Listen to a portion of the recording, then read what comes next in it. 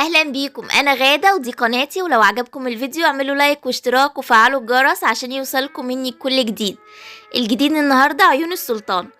احلى عيون ممكن تاكلوها، بقلاوة محشية كنافة ومكسرات، يعني حاجة كده لذيذة ومش تقليدية خالص. تحفة جدا، واحدة ورا التانية وهتلاقيها خلصت على طول، وكمان ما بتاخدش وقت في تحضيرها خالص، وشكلها حلو جدا حتى لو عندك ضيوف. شكلها لذيذ جدا وبتتقدم في الطبق شكلها يعني حلوة فاخر وكل اللي هيشوفها يسألك معمولة ازاي وطعمها يجنن. تعالوا اقول لكم بقى على المقادير وطريقتها، وطريقة تحضيرها سهلة جدا. معايا لفة جلاش، اهم حاجة تكون جلاش فريش كده وصابح ويكون يعني ما تحطش في التلاجة، يستحسن انه يكون صابح وما تحطش في التلاجة خالص. وكمان شوية بقى بندق على سوداني، و3 معالق كبيرة جوز هند، وكوباية سمنة كبيرة. معايا هنا 150 جرام كنافة انا حمرتها تحمير فاتح، مش عايزاها غامق لانها تاخد وقت يعني لون لسه في الفرن. فانا حمرتها ازاي؟ حطيت عليها معلقة سمنة بلدي وشوية زيت صغيرين خالص، معلقة زيت، وبدأت على عين الصغيرة او على نار هادية احمرها. في الاول هتتكتل معاكي، لكن قلبيها استمري في تقليبها، ومجرد ما هتتحمر هتتفك معاكي كده زي الشعرية بكل سهولة. خلي تحميرها فاتح مش غامق زي ما قلت. هحط عليها بقى شوية بندق على سوداني مجروشين كده جرشة كويسة، وهحط عليها 3 معالق كبيرة جوز هند، وكمان من عسل او الشربات يكون تقيل بتاع الكنافة او القطايف اللي احنا هنعمله النهاردة مع بعض. وهقولك طريقة سهلة للشربات ما تنساهاش ابدا للشربات التقيل. هفضل بقى احط شوية سيرم او عسل كلوكوز او عسل نحل لو عندك، او الشربات اللي احنا عاملينه. افضل اعجن في الخلطة دي لحد ما تبتدي تعمل معايا تتماسك، واقدر اعمل منهم كور بيضاوية قد الليمونة كده. خلاص هفضل كده اقلب فيهم واحده واحده، ما تستعجليش. انزلي بالشربات بتاعك حبه حبه، او بالعسل واحده واحده، لحد ما الخلطه دي تتشرب تماما وتبتدي تلزق او تتماسك مع بعض. شوفوا انا كده جيت يعني اعمل منها كوره، لقيت ان هي لسه مش متماسكه، فحطيت معلقه عسل نحل كبيره، او زي ما قلتلك معلقه عسل كلوكوز، او شربات تقيل، وتفضلي تقلبي فيه كده شويه لحد ما الكنافه والمكسرات يتشربوا مع بعض تمام. طبعا لكي مطلق الحرية، تحطي بدل الكنافة تحطي بسبوسة. عندك كنافة اصلا بايتة، ممكن نبتدي نفرطها كده او نحطها في الكبة نفرطها شوية، ونبتدي نسقيها عسل بشوية ونحط عليها شوية مكسرات، ونعمل منها كور قد الليمونة زي ما انتوا شايفين، بس تكون بيضاوية مسحوبة كده من على الجنب. طيب تعالوا بقى نعمل الجلاش. على حسب لفة الجلاش بتاعتك. الورقة جت محملة، هنشتغل على ورقة واحدة. الورقة مش محملة قوي، يعني رفيعة جدا، هنشتغل على ورقتين. انا هوريك ان انا اشتغلت على الورقة الاولانية على واحدة ورقة واحد.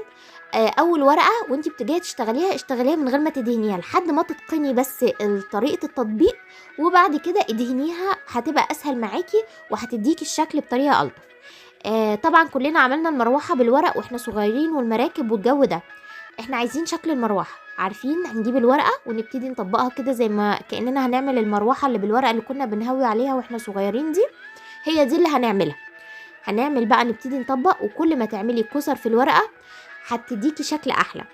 ابتدي اول ورقة كده، وسيبي من الطرف بتاعها مثلا 3 سنتي و3 سنتي، وابتدي حطي الكور بتاعتك. الورقة الواحدة بتعمل 4 وحدات، لكن انا عشان الورقة بتاعتي كانت مقطوعة من الجنب اول ورقة، فعملت 3 وحدات لاني شلت جزء من ورقة الجلاش بتاعتي. خلاص بحط الطبقتين دول كده، وما ابتديش اضم الورقة دلوقتي، اقلبها على ظهرها، واضم الورقة من الجهتين زي البونبونية، هتديكي شكل الفيونكة او البونبونية، شايفين؟ وتكون معايا صينيه مدهونه سمنه كويس، مع سمنه بلدي بقى كده محترمه. وهنبتدي نحط البونبونيات او الفيونكات بتاعتنا جنب بعضها. هي بتعمل شكل العين، وعشان كده هي اسمها عيون السلطان. هي يعني بقلاوه فاخره جدا، وشكلها زي ما انتم شايفين لطيفه جدا. هنقدمها بشكل مختلف، شكل حلو. بصوا انا طبقت لكم ورقه تانية وحبيت اوريكم دي انا دهنتها سمنه وهي كده متطبقه، بس الاحسن طبعا ان احنا ندهن وهي مفروده. لكن انا وريتك كذا طريقه او كذا شكل عشان لو انت لسه مش متحكمه في انك تطبقيها، يعني تعرفي تتعاملي معاها ازاي. طبعا زي ما انتم شايفين لفه الجلاش اللي كانت جايالي الورق بتاعها رفيع قوي، فانا بعد كده هشتغل على ورقتين مش ورقه واحده. لكن لو الورقه اللي جايالك محمله كويسه مش بتتقطع بسهوله، اشتغلي على ورقه واحده. لكن انا اشتغلت على ورقتين. خلاص انا هعدي الورقه دي وابتدي اخد ورقتين ورقتين من الجلاش. زي ما انتم شايفين انا بقلبها على ظهرها واضم الطرف بتاعها. طبعا ما بتاخدش اي وقت في العمايل خالص خالص، هي لذيذة والورقة بتطلع ما شاء الله كمية كويسة جدا. والكسر بتاعتها دي لما بتستوي بيبقى شكلها عسل جدا جدا. هبتدي بقى ارسم كده جنب بعض، يعني حاولوا ان انتوا ما تسيبوش مسافات على اساس ان الكسر ما تفكش معاكي. ان شاء الله بمجرد ما هتدهني الورقه وتبتدي تدهني وتشتغلي بالورقه مدهونه وتقطعي بالسكينه مش هتفك منك ان شاء الله، وهتبقى حلوه جدا. اهم حاجه ان انتوا معاكوا فوطه مطبخ نظيفه بتغطوا الجلاش اللي مش بتستخدموه، بتاخدوا ورقه ورقه وتقفلوا على بقيه الجلاش ورق الجلاش علشان ما ينشفش، لانه لو نشف استحاله هتعرفي تشتغلي في الكسر او اي حاجه عايزه تعمليها في اشكال في الجلاش مش هتعرفي. كل مجموعه تخلص معانا كده الفرشه بتاعتنا ندهن بيها الفيونكات او عيون السلطان بتاعتنا. كل شويه ندهن، مش نستنى لما نخلص الكميه، لا ادهني كده على طول عشان الورق ما ينشفش منك. طول ما انت شغاله في ورق الجلاش لازم تكون ايدك سريعه جدا، مغطياه زي ما قلتلك عشان تاخدي افضل نتيجه. طيب انا اشتغلت هنا على ورقتين، انا هحط الورقتين هدهن بس الورق اللي قدامي وابتدي اطبق بقى بكل سهوله. زي ما انتم شايفين لما هي بتبقى مدهونه بتطبقيها حلو جدا، وبتبقى يعني متحكمه فيها اكتر ما تكون الورقه ناشفه. بس بتحطيها كده وتبتدي تحطي حشوتك لحد ما تخلصي الحشوه كلها. انا كده خلصت الحشوه بتاعتي، رصيتها في الصينيه وكنت مسخنه الفرن على حراره 180. الجلاش بيحب ياخد وقته عشان يستوي من جوه كويس، ما يطلعش من بره واخد لون ومن جوه مش مستوي. سيبيله وقته 180 وابتدي من بعد نص ساعه تبصي عليه، مجرد ما من تحت يحمر كويس ابتدي شغلي الشوايه ياخد لون لذيذ كده. وتعالوا نعمل بعدها الشربات. لما دخلت الفرن انا طبعا عملت الشربات من قبله، لكن انا سبت اقول لكم الطريقه بعد ما نخلص عيون السلطان سوا. هقولك بقى على شربات لذيذ جدا ومش هتنسيه، ومش كل رمضان او كل ما تيجي تعملي شربات تقعدي تقولي هو كان مقاديره ايه. اي كان مقدار السكر هتعايريه بالكوبايه، قللي مقدار السائل كوبايه واحده. يعني بمعنى لو حطيت 6 كوبايات من السكر يبقى احط عليهم 5 كوبايات من المية. حطيت 10 كوبايات من السكر يبقى احط 9 كوبايات من المية، وهكذا. يبقى مقدار السائل اقل بكوبايه.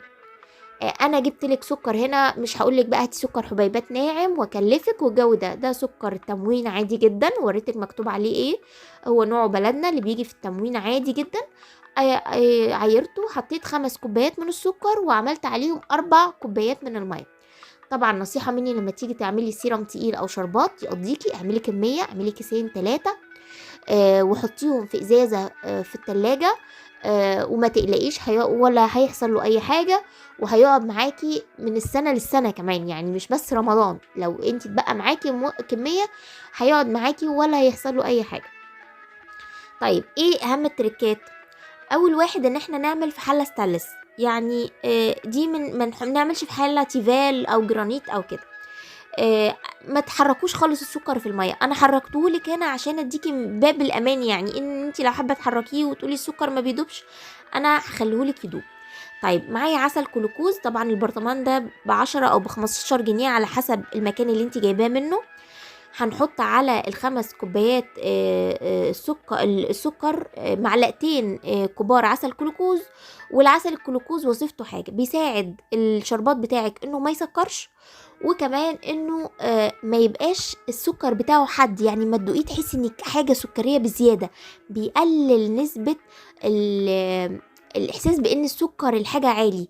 فانت ممكن تحطي 3 معالق، حطي 3 معالق مفيش مشكله. كل ما هتحطي عسل جلوكوز كل ما نسبه السكر او حديه العسل، طعم العسل بتقل.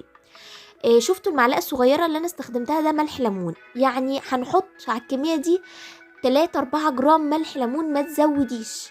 مش هحط عصرة ليمون ولا هحط شرايح ليمون ولا كل الكلام ده، ذرة ملح ليمون مش هتسكر. وهسيبه في الأول أول 4 دقايق على نار عالية على العين الصغيرة لحد ما السكر يدوب. أنا قربتلك تماما اهو، السكر حبيباته بدأت تدوب تماما. هبتدي أوطي النار أهديها عشان العسل بتاعي ما يفرش على البوتاجاز، وأسيبه مدة 15 دقيقة.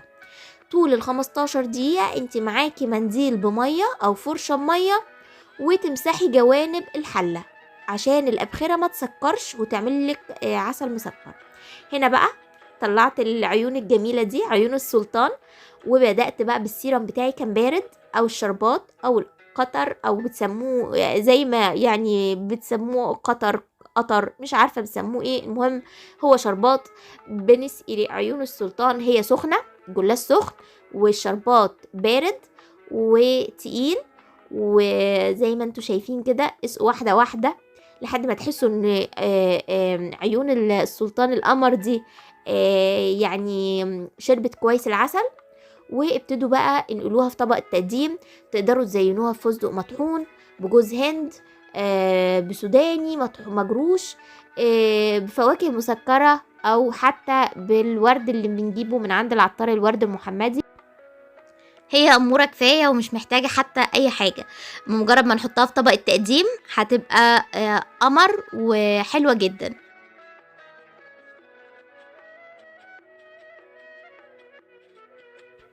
اهم حاجه درجه الحراره لسوى البقلاوه او الجلاش تبقى على 180. نسيبها وقتها خالص، نسيبها لما نحس انها استوت. نخلي بالنا من درجه الحمار او لون التحمير بتاع البقلاوه او الجلاش. نحطها على الرف الاوسط او الرف التاني من تحت في الفرن. ما نفتحش عليها الشوايه، نسيبها براحتها لما تستوي، وبعدين ممكن نفتح عليها الفرن من فوق لو ما خدتش لون كويس. نبتدي نديها لون الشوايه. ألف هنا وشفا على قلب اللي جربها واكلها، والف هنا وشفا على قلب اللي لسه هيجربها وياكلها. يا ريت تقولوا لي رايكم في التعليقات، ويا ريت تقولوا لي كمان جربتوها ولا لا، طعمها حلو ولا ايه، الخلطه او الحشوه اللي اتحشت بيها ظبطت معاكم ولا لا. يعني اتمنى اشوفكم على خير ورمضان كريم، كل سنه وانتم طيبين، مع السلامه.